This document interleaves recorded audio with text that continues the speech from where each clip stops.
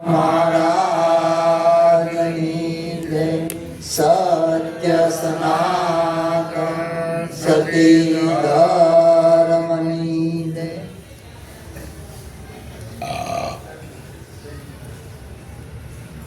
આજનું ભજન સગાભરા નિવાસી ગંગા સ્વરૂપ શ્રી રેખાબેન તથા તેમના દીકરા હિતેશભાઈ તથા મયુરીબેન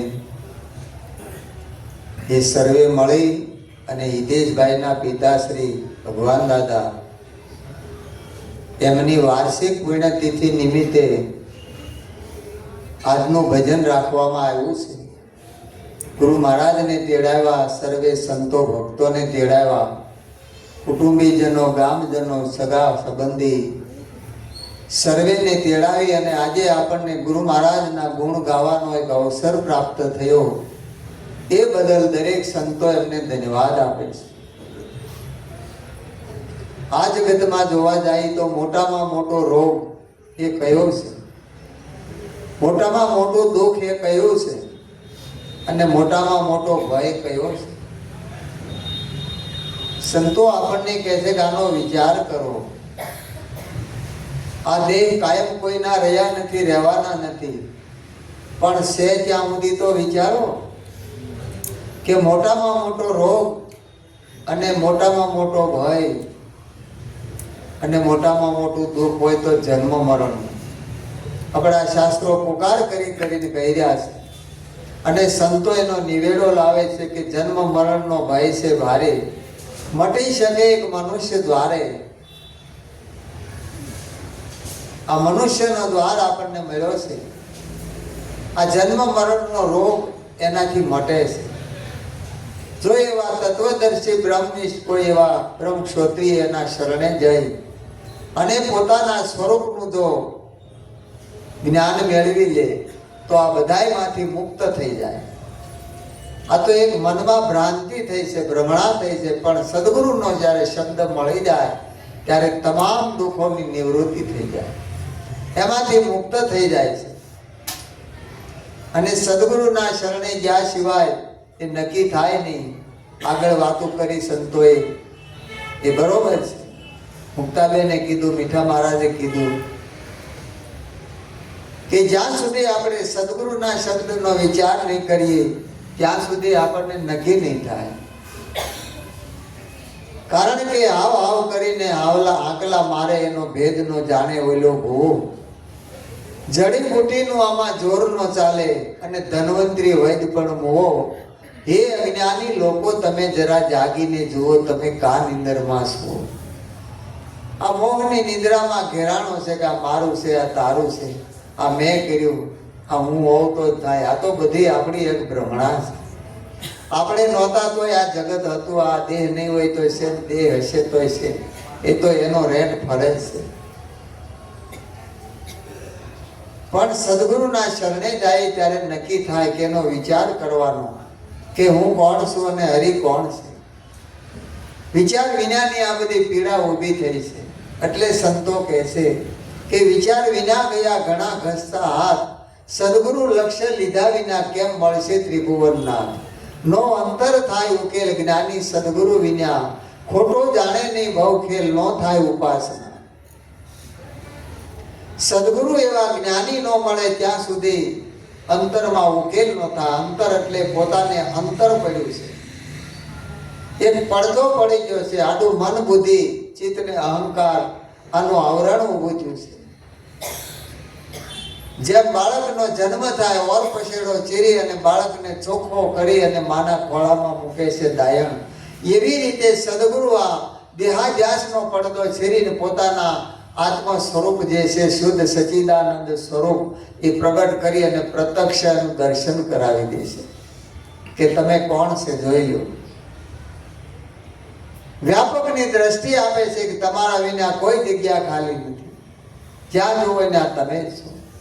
એટલે એવા જ્ઞાની સદગુરુ મળે તો જ્ઞાન આ જગતની અંદર આપણે જોઈએ તો ઘણા પ્રકારનું છે। એમાં સંતો બે પ્રકારનું કહે છે કે વૃત્તિજન જ્ઞાન, જેને ઇન્દ્રિયજન જ્ઞાન કહેવાય, અને એક સ્વરૂપનું જ્ઞાન। વૃત્તિજન જ્ઞાન એ તો દરેકને હોય છે, પણ જે સ્વરૂપનું જ્ઞાન છે સદગુરુના શરણે ગયા સિવાય પ્રાપ્ત નથી થતું. તો જ્ઞાની પુરુષે જ્ઞાન આપી શકે. કેમ કે સભી મૂર્તિ રામની. હમણાં મીઠા મહારાજે કીધું ભાઈ નામ નરખાવતા ને રામ પરખાવતા, આમાં કોની અંદર રામ નથી ગયો? રામ સર્વત્ર વ્યાપી, કોઈ જગ્યા ખાલી છે? હરિવ્યાપક સર્વત્ર સમાના, પ્રેમે પ્રગટ હોય સોય મેને જાના. કોઈ સદગુરુની કૃપા દ્રષ્ટિથી જો આપણને પ્રેમ જાગૃત થાય તો તરત જ પરખાઈ જાય.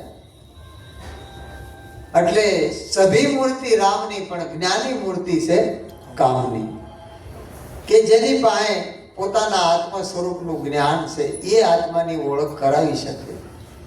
બીજાથી આત્માની ઓળખ ન થાય. અને એ આત્મ સ્વરૂપને જાણવા માટે આત્મજ્ઞાની પાસે જવું પડે. એટલે આ બધા જે કાંઈ કર્મોના બંધનો છે કે તમને આ નડે છે, તમને આ નડે છે, આપણે એટલો જ વિચાર કરીએ કે વૈજ્ઞાનિકો જે છે ગ્રહની અંદર આંટા મારી આવે છે. મંગળ હોય, બુધ હોય, ગુરુ હોય, શુક્ર હોય, આ બધા ગ્રહો 9 ગ્રહ છે. એમાં વૈજ્ઞાનિકો આંટા મારી આવે, તપાસ કરી આવે કાંઈ શું છે. અને આપણે વીંટીયું પહેરીને તૂટી ગયા, તમને આ ગ્રહ નડે ને આ નડે, કોઈ નડતું નથી. સિદ્ધ ભુવાને ભેળા કરો, સિદ્ધ જોવરાવો છો, જો પોતાના કરેલા કર્મ નડે એમાં કોને દેવા દે? આપણે બહાર મીંડા ફાફા મારવા. મીઠા મહારાજ કેમ પોતાની અંદર દ્રષ્ટિ કરો, ભીતરમાં. આ વૃત્તિ બહાર મૂકશે, એને પોતાના સ્વરૂપમાં લાવો તો કાંઈ દુઃખ નથી. આ તો આપણે ઉપાડી લીધું, નથી જવું એ ગામમાં હું કામ બે આવું?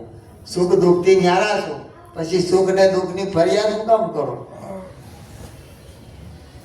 એટલે સંતો કે સુખ દુઃખ આવીને જાય, રામ ને સીત ને ભૂલી જાય. તારા સ્વરૂપને જો. તો આવા સદગુરુ આપણને જો મળી જાય ને, તો એ મળ્યા ત્યારે આપણને અનુભવ થયો એમ એવા મળે તો આ દુઃખનું નિવારણ થાય. ભગવાન અર્જુનને કહે છે કે હે અર્જુન, અનંત જન્મના અંતે સર્વે કાય વાસુદેવ એવા મુનિ દુર્લભ. અનંત જન્મો જેને ધારણ કર્યા હોય છતાં એને એમ નથી કે હું જન્મું છું ખરું. કેમ કે જીવ એની વાસના રહી જાય, ઈચ્છાથી આવે છે, અને સંતો સ્વ ઈચ્છાએ પ્રગટ હોય છે, એને કોઈ બંધન હોતું. એટલે અનંત જન્મના અંતે સર્વે કાય વાસુદેવ, પોતાના સ્વરૂપને જોવે એવા મુનિ દુર્લભ છે. કે હંસા બ્રહ્મરૂપ ભાળે બ્રહ્માંડમાં, જેની વૃત્તિ અખંડ બ્રહ્માકાર, દુર્લભ એવા સંત.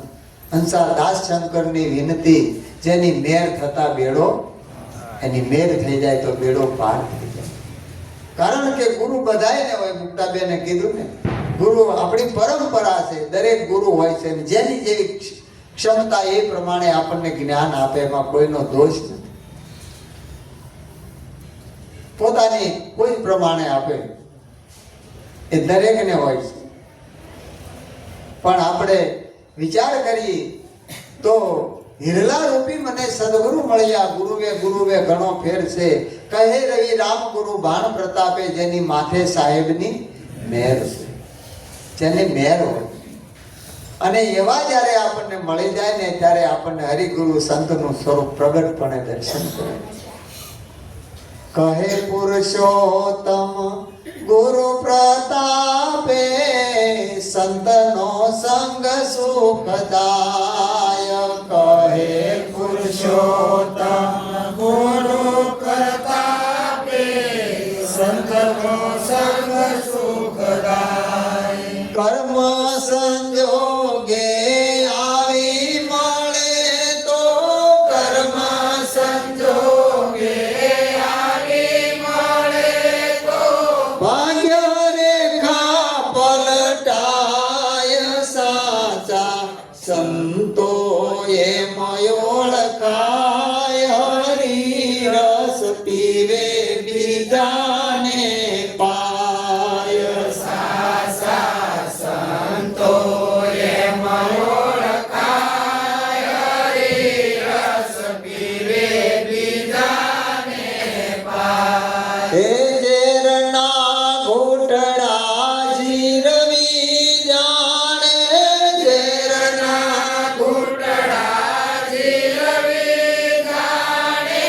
અમૃત બી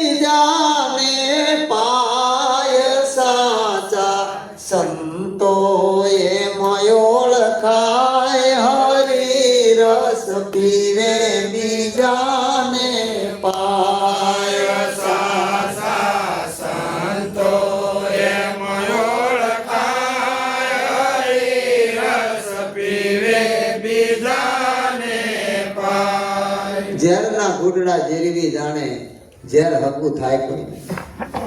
આપણને નક્કી કરાયું છે ને કે આવું કામ આવું કરે છોડે એમાં ફેર ન પડે.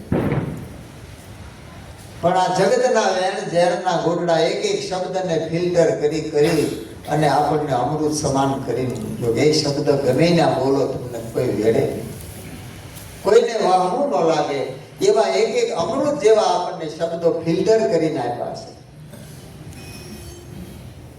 બાકી વાંચવાથી સાંભળવાથી જ્ઞાન ન થાય. નરસિંહ મહેતાને દામોદર ગુરુ મળ્યા અને કીધું કે ગ્રંથ ગડબડ કરી વાત ન કરી ખરી, જે એને જે ગમે તેને પૂંજે, મન કર્મ વચને માની લહે, સત્ય છે એ જ મન એમ સૂજે.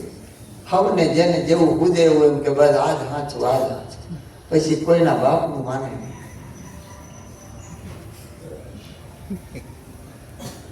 પણ સત નામ કા જળ પીવે, રામ રોટિયા જમે, અર્જુન સોય જ્ઞાની કા જ્ઞાની, એને જેમ નમાવો એમ નમે. જ્ઞાની પુરુષની નિશાની છે. આમાં ફળ આવે એટલે નમી જાય, ટેકા દેવા પડે ને ડાયરેક્ટ માં જાય. એમ આપણને સદગુરુ મળ્યા. ધર્મ અર્થ કામ અને મોક્ષ આ 4 ફળ હતા, પણ સદગુરુ મિલે તો અનંત ફળ, અનંત જેનો અંત નથી એવું ફળ મળી ગયું. તો ઉભા વાહણા જેમ હાલ્યા જાય, બોલો કોશું ગળી ગયા હોય, બરોબર. લાલચી મહારાજ નમી જાય. નમવું એટલે નિરાભિમાની થઈ જાય, એને માન અપમાન જસ અવજસ લાભ હાનિ એ નીકળી જાય મનમાંથી. કારણ કે જે વસ્તુ સર્વોપરી છે અને કેવી રીતે આપણે પકડવી, આપણી તાકાત બહારની વાત છે. અબળાના આત્મરામ, અબળા જેની કોઈ નથી પણ સાથ રમે એવો સબળ ધણી, જે કાયમના માટે 8 પોર જે સાથે રમી લો એ સબળ ધણી છે. એટલે ગાવા બજાવવાથી એ વસ્તુ નથી આવતી, કારણ કે હુજ અને રોજ ભીતરથી આવે, બહારથી ન આવે. ટાઢિયા તાવની ટાજ ગોદડા ઉડાડે જાય, મુંડિયા ગુંગડાની રીત રોજ ભીતરથી, ઉપર પાટા પીડી કરવાથી ન આવે. ચિત્તની ચેતળતા, મનની શાંતિ, દિલની દાતારી, આ 5 વસ્તુ ભીતરથી આવે. એમ ભજન એ ભીતરની ભૂમિકા છે, ગાવા બજાવવામાં નથી આવતું. અર્જુનને જ્ઞાન ચક્ષુ આપ્યું, દિવ્ય ચક્ષુ આપ્યું, પણ કીધું કે હે અર્જુન, અંતર ચક્ષુ કોઈનું આપ્યું અપાતું નથી, એ કોઠા હોય છે. ભણતર ઘણું ભણ્યા પણ કોઠા હોય ન હોય તો બધું નકામું, એને ગુલામી કરવી. પણ હરવાણી જેને ભીતર નહીં, એ દુકાળે દુકે નહીં, પેટ જેના પાપી ભેખ નો ભૂજે ભૂદરા. ભીતરમાંથી જેને હરવાણી, ગમે એટલા દુકાળ પડે તો એમાં દાસભાઈ પાણી દોરો દી કે એને મશીન હાલ્યા જ કરે, મોટર હાલ્યા જ કરે. એમ વાણી પાણીનો પાર નથી, પણ જે ગુરુમુખની વાણી છે એમાં આપણી સુરતા રહેવી જોઈએ. મારા ગુરુ મહારાજે હું સમજાવ્યું છે, વાણી છે એ સંતોનું વ્યાંગમય સ્વરૂપ છે. ખબર પડે કે આ પુરુષ કઈ હદ સુધી પહોંચેલો છે, એની વાણી પ્રગટ બતાવે. તો ગુરુ મહારાજે આપણને પારખ આપ્યું હોય ને આપણે પારખું બન્યા હોય, એને કોઈ દી મોહિત જાળ લાગે એ મોહે નહીં, કારણ કે રંગરૂપ આકાર નથી, એમાં શું કરવાનું એટલું સમજણમાં હોય કે જે શબ્દ મારા ગુરુ મહારાજે બતાવ્યો છે, શબ્દે શબ્દે બ્રહ્મ જ્ઞાન, અક્ષરે અક્ષરે આત્મ જ્ઞાન છે. પણ પારખ કરવાની કાંઈ હિલ્લો ક્યાંનો છે? હંસા ભોમિયા વિના માર્ગ નહીં જડે, હિરલા નીપજે નહીં ઠેરો ઠેર, ક્યાંય બધે થોડા. એવા સંત વિરલા કોક આપણને સદગુરુ મહારાજ, લાલજી મહારાજ જેવા મળી ગયા. એ આપણે જોઈએ આ જગતમાં ઠેર ઠેર મળે ખરા.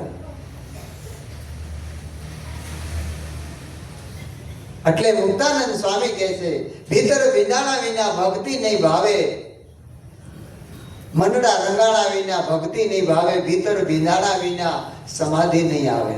આપણે કોઈ પણ બીજ વાવીએ અને ઉગાડવું હોય તો ધરતીને ભીજવી પડે ને ભેજ આપવો પડે, પ્રકાશ મળે, વાયુ મળે, એટલે અંકુર ફૂટે. એટલે સંતો કે ફૂટે છે બીજ બાળો તો અંકુર ફૂટે છે. અનેક જાતની કલ્પનાઓ, વાસનાઓનું બીજ જો ભળી જાય એટલે કીધું વાણી રે વાણી મારા ગુરુજીની વાણી, જીવતા પરણાવી બાવે મોવે ઘરાણે. મર્યા વગર આવે છે? ભણવા ગયા ત્યારે જીવતા જ હતા. આપણે આમ કહી દેવું નામ કહી દેવું સુરસુરીએ ન ફૂટવાની વાત તો ક્યાં રહી? હા હવાઈ ગયું, લડી ગયું. આપણી બધાની એવી દશા થઈ હતી. કોઈ પણ હોય, સદગુરુનો મહિમા છે એ લખેલો નથી, વાંચવામાં આવતો નથી. એ મહામંત્ર છે. પરમાત્માની કૃપા થઈ એટલે આપણને આવા સદગુરુ મળ્યા, અને સદગુરુની કૃપા મળી ત્યારે બધું સુલભ થઈ ગયું. એટલે શાસ્ત્રો પુરાણના મત છે સુધવા ઘણો કરે છે સંવાદ. 32 ભોજન રૂડી રસોઈ બનાવી પણ ચાટવાથી શું સ્વાદ? આપણે સાચા કરી ભૂખ મટી જાય, કોળિયા મૂકે તો ભૂખ ભાંગે, નકર જાય ખરી? ચાટે ન જાય. એમ વારીને વલોણે નહીં માખણને મહી, પાણીનું વલોણું કરે માખણ થાય. પાણીમાં ગંગા જમના અને સરસ્વતી ભળે, એને વલોણું કરે તો વલોણું કરે માખણ ન મળે પાલિયા. આસુ પાતળું ગોર જ હોય તો એમાં તત્વ છે. માટે નિરાંત મહારાજ કે તત્વ છે તે તમને કહું છું, સાંભળજો નર નારી. નિરાંત નામ ગુરુનું લેતા પલમાં લેશે ઉગારી. એક જ પળમાં વાર નહીં લાગે, આંખનો પલકારો થાય અને હામો કિનારે પહોંચી ગયા, ખબર ન પડે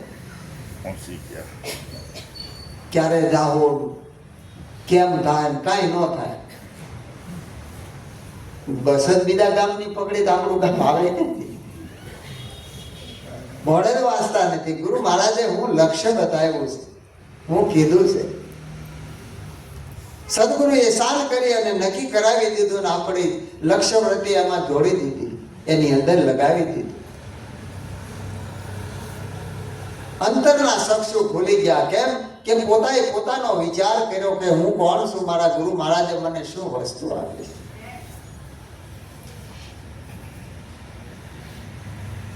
અંતરના પડદા ખોલિયા રે, અંતરના પડદા ખોલિયા રે. આ તો જાય જ્ઞાનના પડ મારા વાલા, તો જાય જ્ઞાનના પડ મારવાલા. એ નજર અંતરમાં નાખતા રે, નજર અંતરમાં નાખતા રે. એવી આવી છે રુધિરે લેર મારા વાલા, આવી છે રુચિએ લેર મારવાલા. ગુરુજીએ વચન માણ મારિયા રે, ગુરુજીએ વસન બાણ મારિયા રે. એવા લાગ્યા છે રુધિયાની માય મારા વાલા, લાગ્યા છે રુદિયાની માય મારવાલા.